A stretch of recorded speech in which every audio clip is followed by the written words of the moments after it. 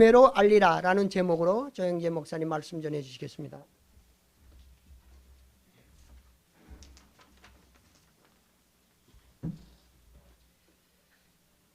다시 한번 우리 사랑교회를 대표해서 한토공동체 여러분들 환영합니다.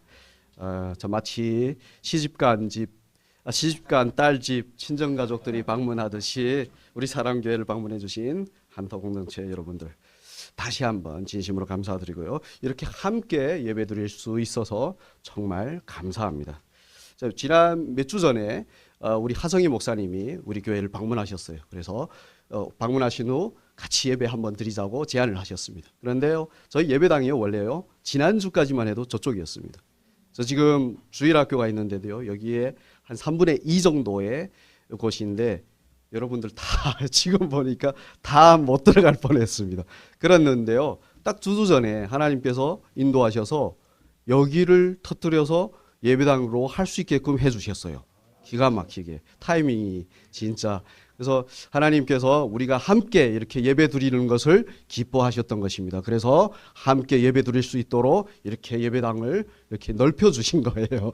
사실 저희는 인원이 많지 않습니다. 그런데 정말 이렇게 함께 예배 드릴 수 있도록 넓혀 주신 겁니다. 그리고요, 또 하나는 뭐냐면요, 저희 우리 사랑교회가 4년 전 12월 첫째 주에 저쪽 예배당에서 첫 예배를 드렸었어요. 근데 이 예배당에서요 4년 후인 지금 12월 첫째 주에 이렇게 예배를 드리게 됩니다. 참 하나님께서 그 타이밍을 이렇게 맞추시는데 참 좀 절묘합니다. 그리고 감사하고요. 자, 오늘 여러분들과 나눌 말씀은 예수님께서 우리에게 산상수훈 중에 나눠주셨던 말씀인데요. 오늘 말씀에서 예수님은 우리에게 거짓 선지자를 삼가하라고 하십니다. 거짓 선지자는 역사 내내 있었죠. 예수님 오시기 전에도 있었고 오신 후에도 있었고 지금까지 그리고 앞으로도 쭉 있을 겁니다. 거짓 선지자가 나쁜 이유는요, 말 그대로 거짓을 말하기 때문입니다. 그게 뭐 대수냐, 우리도 거짓말을 하는 사람을 주의하라라고 말할 수 있다라고 하실 수 있지만 거짓 선지자가 말하는 거짓은요, 이 세상 사기꾼들이나 거짓말쟁이들이 말하는 그런 거짓과 차원이 달라요. 본문에서 말씀하시는 거짓 선지자는 진리의 하나님 말씀을 왜곡해서 전혀 다른 뜻으로 전하는 겁니다. 성경에 하나님의 말씀을 왜곡한 유명한 사건이 하나 있죠. 창세기 2장과 3장을 보시면 하나님께서 사람의 조상인 아담과 하와를 창조하시고 에덴 동산에 두시면서 거기에 있는 모든 열매는 먹을 수 있는데 동산 중앙에 있는 선악과는 어떻게 하라고 하시죠? 먹지 말라고 하셨습니다. 만약에 먹으면 반드시 죽는다고까지 하셨습니다. 그런데 그런 하나님의 말씀을 사탄 마귀가 와서 왜곡해서 말합니다. 어떻게 왜곡했죠? 선악과를 따 먹어도 된다. 결코 죽지 않는다. 먹는 날에는 눈이 밝아져서 하나님같이 되어 선악을 안다. 그래서 하나님이 먹지 못하게 하는 거라고 합니다. 이렇게 마귀는 하나님의 말씀을 그 원래의 뜻과는 전혀 다른 것으로 만듭니다. 거짓 선지자가 그렇습니다. 하나님의 말씀을 전혀 다른 말로 만들어 말하는 것입니다. 거짓 선지자가 그러는 이유는요, 그 말은 하나님이 아닌 마귀에게서 왔기 때문입니다. 그런데 문제는 사람들이 거짓 선지자의 말을 듣는다는 거예요. 그것도 아주 쉽게, 그리고 기뻐서 듣는 겁니다. 아담과 하와를 보십시오. 우리가 보기에는 너무 아주 터무니없는 그런 마귀의 말에 그들은 그냥 넘어가요. 왜일까요? 마귀의 말을 자세히 보시면 그 말에는 사람에게 유익하지 않은 것이 하나도 없는 것 같습니다. 다 사람을 위한 말 같습니다. 선악과를 먹어도 죽지 않는다. 오히려 하나님같이 되어 선악을 안다. 마귀의 말은 마치 하나님의 말씀보다 더 사람을 위한 말 같습니다. 그러나 거짓이죠. 사람들이 사기를 당할 때 보면 대부분 그게 자기에게 유익하다고, 자기를 위한 것이라고 여기기 때문에 당합니다. 그건 사람의 욕망과 그 욕망을 이루어 줄 것 같은 거짓이 딱 만난 거예요. 아담과 하와도 그래서 넘어간 겁니다. 거짓 선지자가 그렇게 합니다. 진실된 하나님의 말씀을 마귀처럼 사람에게 듣기 좋은 말로 바꾸어서 말합니다. 그런데 여러분, 무엇이 사람에게 진정으로 유익할까요? 진실된 하나님의 말씀일까요? 아니면 우리를 위하는 것 같이 듣기 좋게 만든 말일까요? 네, 진실된 하나님의 말씀이 우리에게 유익한 것입니다. 우리를 위한 것 같은 거짓 선지자의 말은 오늘 말씀처럼 우리를 노략질하는 말이에요. 그래서 예수님께서 거짓 선지자를 삼가하라라고 말씀하십니다. 우리의 영혼을 노략질하니까. 고로 우리가 살려면 우리는 진실된 하나님의 말씀을 들어야 하는 것입니다. 그런데 문제는 거짓 선지자를 어떻게 분별하는가입니다. 오늘 말씀처럼 거짓 선지자의 겉모습은 어떤 모습이죠? 양의 옷을 입은 선한 사람 같은 거예요. 심지어 고린도 후서 11장 14절처럼 광명의 천사같이 등장합니다. 그러니 거짓 선지자를 분별하기가 쉽지 않습니다. 우리는 우리를 위해 주고 우리에게 잘 대해주는 사람을 어떻게 하죠? 좋아하죠. 그렇죠? 그 사람을 거짓 선지자로 보지 않습니다. 그게 쉽지 않아요. 그리고 서로 사랑하라고 하신 예수님의 말씀을 실천하려고 하는 우리들에게는 선한 모습을 한 거짓 선지자를 분별하는 일이 더욱 어렵습니다. 그러면 어떻게 해야 할까요? 그래서 예수님께서 오늘 16절에서 말씀하신 것입니다. 거짓 선지자는 뭘로 안다고요? 그 열매를 보고 알 것이라고요. 겉으로 보기에 거짓 선지자를 분별하기는 정말 어렵습니다. 그러나 그 열매를 보고 우리는 누가 거짓 선지자인지 분별할 수 있습니다. 그런데 문제는 그 열매를 어떻게 분별하느냐입니다. 그 열매는 그 나무를 보면 알 수 있습니다. 그래서 16절에서 예수님이 뭐라고 말씀하시죠? 가시나무에서 포도를, 엉겅퀴에서 무화과를 따겠느냐라고 하신 것입니다. 이는 나무를 보면 그 열매를 알 수 있다고 하시는 것과 같습니다. 그렇습니다. 가시나무와 엉겅퀴에서는 절대로 포도와 무화과를 낼 수 없습니다. 가시나무와 엉겅퀴에서 얻을 수 있는 것은 무엇이죠? 오직 상처와 헛된 뿐입니다. 그런데요, 여기서 왜 예수님께서 가시나무와 엉겅퀴로 거짓 선지자를 비유하셨는지 궁금하지 않으세요? 좀 전에 말씀드렸지만 거짓 선지자가 하는 말은 누구에게서 왔다고 했죠? 마귀에게서. 그래서 거짓 선지자는 하나님과는 전혀 상관없는 존재예요. 설사 하나님의 이름으로 왔다고 해도 그는 하나님과는 상관없습니다. 여러분, 하나님과 전혀 상관없는 상태를 다른 말로 뭐라고 하는지 아십니까? 저주받았다고 합니다. 창세기 3장을 보시면 아시듯이 사람이 하나님을 거역하여 선악과를 따먹은 후 땅이 어떻게 되죠? 저주받습니다. 저주받은 땅이 내는 것이 뭐죠? 가시나무와 엉겅퀴입니다. 거짓 선지자가 바로 그런 존재인 겁니다. 이를 예수님께서 17절과 18절에서 나쁜 열매를 맺는 못된 나무라고 말씀하십니다. 그런데 문제는 우리가 어떻게 그 나쁜 열매를 맺는 못된 나무를 분별할 수 있을까? 입니다. 지금 계속 어떻게 분별할 수 있느냐라는 질문을 드리는데요. 분별은 우리 신앙에서 아주 중요한 요소이기 때문에 제가 그렇게 질문하는 겁니다. 그러니 이 질문을 좋게 받아들이시기 바랍니다. 다시 한번 질문하겠습니다. 나쁜 열매를 맺는 못된 나무는 어떻게 분별할 수 있을까요? 여러분, 나쁜 것을 나쁘다고 분별할 수 있는 기준이 뭐죠?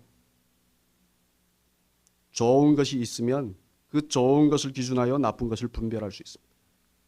오늘 예수님께서 나쁜 열매를 맺는 못된 나무만 말씀하시지 않으셨죠? 아름다운 열매를 맺는 좋은 나무도 말씀하셨어요. 그래서 여러분, 우리는 분별할 수 있는 것입니다. 아름다운 열매를 맺는 좋은 나무를 알면 우리는 나쁜 열매를 맺는 못된 나무를 분별할 수 있는 거예요. 자, 그러면 좋은 나무는 어떤 나무일까요? 좋은 나무 할 때 좋은은 다른 말로 선하다라는 뜻입니다. 성경적으로 선하다는 누구에게만 쓰이는 단어죠? 하나님에게만 쓰입니다. 그러니 아름다운 열매를 맺는 좋은 나무는 하나님과 관계 있는 나무인 것입니다. 하나님이 원하는 열매를 맺는 나무가 바로 좋은 나무인 거예요. 좀 더 깊이 들어가면 아름다운 열매를 맺는 좋은 나무는 하나님께서 맺게 하시는 열매를 가진 하나님의 나무라는 거예요. 자, 그러면 그 나무는 어떤 나무일까요?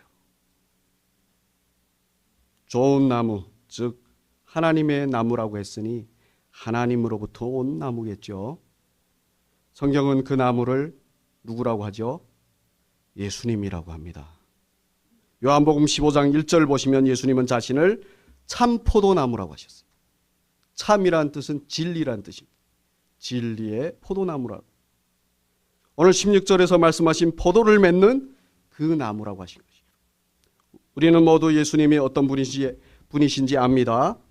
지극히 높으신 하나님에서 사람으로 오시어 지극히 낮은 죄인이 되시어 십자가에서 죽으시고 3일 만에 그 죽음을 이기고 부활하시어 하나님 우편에 앉으신 후 성령을 보내주시고 마지막 날에 다시 오시는 분이 바로 예수님이십니다. 자, 그런데요 여러분, 예수님이 지극히 높은 보좌를 버리고 사람으로 오신 이유가 뭐죠? 하나님을 떠나 멸망하는 사람을 구원하시려는 하나님의 뜻을 이루기 위해서입니다. 그리고 죄가 없으신데 죄인으로 십자가에서 죽으신 이유가 뭐죠? 사람을 죄에서 구원하시기 위해 당신이 대신 그 죄를 지시고 사람이 받아야 할 그 심판을 당신이 대신 그 십자가에서 받으시기 위해서입니다. 그리고 왜 죽으신 후 3일 만에 부활하셨죠? 사람을 사망에서 영원한 하나님의 생명으로 그렇게 부활시키시기 위해서예요. 그리고 왜 하나님의 우편으로 오르시어 성령을 우리에게 보내주셨죠? 구원하신 사람을 온전한 하나님의 자녀로 만드시기 위해 성령을 보내주셨습니다. 그리고 왜 다시 오시죠? 우리가 그냥 가면 되잖아요. 약속하신 영원한 하나님 나라에서 사람으로 하여금 영원히 그분과 함께 살게 하시기 위해서 다시 오시는 거예요. 예수님에게서 볼 수 있는 것은 완전한 사랑뿐입니다. 자기를 완전히 희생한 사랑이에요. 그 사랑은 하나님과 사람을 위한 사랑입니다. 예수님에게는 절대로 자신을 위한 것이란 없습니다. 오직 하나님과 사람을 위한 것뿐입니다. 이런 예수님이 바로 아름다운 열매를 맺는 좋은 나무이신 것입니다.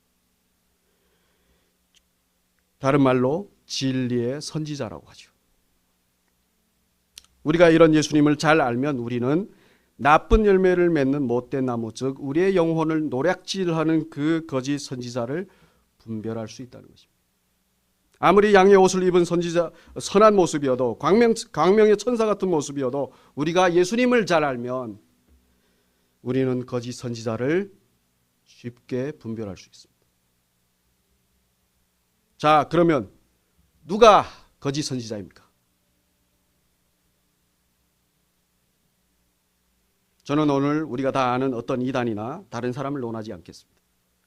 대신 우리 자신에 대해 논하고 싶습니다. 제가 왜 우리 자신에 대해 논하려고 하냐면요, 먼저 성경적으로 예수를 믿고 성도로 교회로 이 땅에 서 있는 우리가 바로 하나님의 의와 나라를 선포하는 선지자이기 때문입니다. 다음은 그런 우리에게는 하나님의 말씀보다 우리의 유익을 더 추구하려는 그 본성이 여전히 있기 때문에, 그리고 신앙의 길에서 가장 많이 다른 사람과 우리 자신을 넘어지게 하는 존재도 바로 누구죠? 우리 자신이에요. 우리 자신. 그래서 우리 자신을 논하려고 합니다. 자, 그러면 우리는 어떤 선지자로 이 땅에 서 있습니까? 진리의 선지자입니까? 아니면 거짓 선지자입니까? 우리가 어떤 선지자인지 어떻게 분별할 수 있죠? 우리가 맺는 열매를 보고요. 그 열매를 어떻게 분별하죠? 우리가 어떤 나무에 붙어 있는지를 보면 압니다. 예수님은 요한복음 15장 5절에서 이렇게 말씀하십니다. 우리 함께 읽겠습니다. 나는 포도나무요 너는 가지라. 그가 내 안에 내가 그 안에 거하면 사람이 열매를 많이 맺나니 나를 떠나서는 너희가 아무것도 할 수 없습니다. 아멘.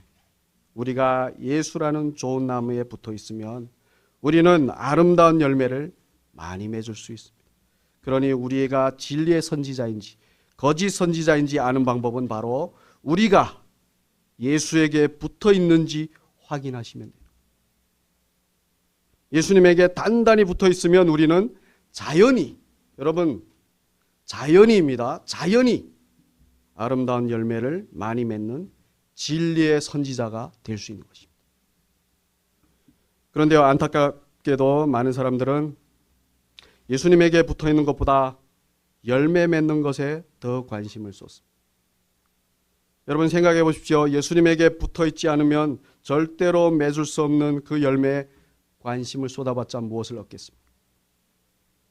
포도나무가 아닌 나무에서 포도를 바라는 경우는 없죠. 그렇죠? 포도나무가 아닌데 거기서 어떻게 포도를 바랍니까? 예수라는 나무에 붙어 있지 않으면서 어떻게 그 아름다운 열매를 바랄 수 있겠습니까?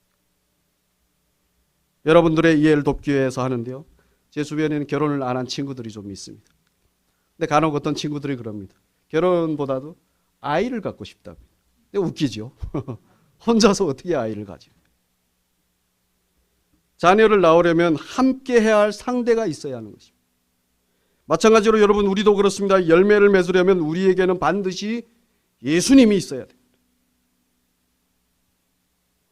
아까 요한복음 15장 5절에서 예수님은 포도나무이고 우리는 가지라고 하셨습니다. 가지는 나무에 붙어 있어야 됩니다. 나무에 붙어 있지 않고 홀로 있으면 가지는 절대로 열매를 맺을 수 없습니다. 마찬가지로 우리도 예수님과 함께하는 것이 아닌 우리 홀로 열매를 맺으려고 한다면 그건 불가능한 것입니다. 홀로 열매를 맺어봤자 맺는 것은 우리의 육신의 정욕과 안목의 정욕과 이생의 자랑뿐이에요. 여러분 기억하십시오. 예수가 아닌 우리의 이름으로 우리 홀로 맺으려는 그 열매는 육신의 정욕과 안목의 정욕과 자랑뿐이에요.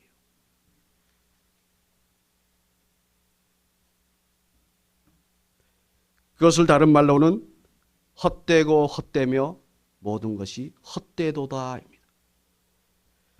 그래서 여러분 가지가 나무에 꽉 붙어 있어야 하는 것처럼 우리도 예수님에게 꽉 붙어 있어야 합니다. 그러려면 우리는 어떻게 해야 될까요? 예수님에게만 집중해야 되죠. 예수님에게 집중할 때 아름다운 열매는 자연히 맺히는 겁니다. 그런데요, 예수님에게 집중한다는 말을 잘못 이해하시는 분들이 간혹 있어요. 예전에 사역을 하던 교회에 저녁마다 교회 예배당에 와서 한 몇십 분씩 앉아 계시다가 가시는 어르신이 계셨어요. 그래서 참 기도를 많이 하시는 분이다 이렇게 생각하고 어느 날 그분을 칭찬해 드리려고 어떻게 그렇게 할 수 있냐라고 물었더니 그분이 새신자 교육을 받을 때 예수님에게 집중해야 된다고 받았대요. 그래서 예배당에 와서 몇십 분씩 앉아서 십자가를 그렇게 쳐다보다가 가신 거예요. 얼마나 귀엽던지요. 순수한 그분이. 여러분 예수님에게 집중한다는 것은 십자가를 집중해서 쳐다보는 것이 아닙니다. 또는 예수님의 형상을 생각하면서 집중하는 것도 아니에요. 예수님에게 집중한다는 것은 예수님에 대해 안다는 것입니다. 안다는 말은 예수님에 대한 말씀을 듣고 생각하고 그 말씀대로 말하고 행하는 거예요. 왜냐하면 예수님께서 요한복음 14장에서 당신의 영이신 하나님의 당신의 영이시며 하나님의 영이신 성령을 보내주신다고 약속하실 때 성령이 예수님께서 말씀하신 모든 것을 생각나게 하신다고 하셨기 때문에 이를 요한복음 16장에서 좀 더 자세히 말씀하셨는데 진리의 성령이 오시면 죄에 대하여, 의에 대하여, 심판에 대하여 말씀하신다고 하셨습니다. 죄는 바로 예수님을 믿지 않는 거라고 하셨는데 예수님이 아닌 이 세상이 말하는 것들이나 나 자신이 나를 위해 원하는 것들을 따르는 거예요. 그게 죄입니다. 여러분, 이 땅에서 살아가는 우리 자신을 가만히 살펴보십시오. 예수님이 말씀하시는 것을 더 믿으려고 하나요? 아니면 세상이 말하는 것들, 우리가 우리 자신을 위해 좋다고 여기는 것들을 더 믿으려고 하나요? 사실 후자죠. 그게 우리의 죄입니다. 성령은 그런 우리의 죄를 말씀하시는 거예요. 저는 제가 믿음이 크다고 생각했던 사람이에요. 믿음이 좋다고 늘 나는 믿음밖에 없다 자부하던 사람인데요. 어느 날 성령께서 가만히 저의 믿음을 살펴보게 하셨어요. 근데 믿지 않는 제 모습을 보여주셨어요. 늘 저의 유익, 제가 바라는 어떤 것을 위해서 믿는다고 하는 그런 제 모습을 보여주시고,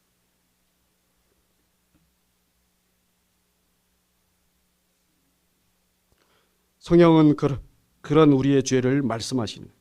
그래서 예수를 믿는다고 하는 자에게 반드시 나타나야 되는 것은 자신의 죄가 얼마나 크고 많은지를 아는 것입니다.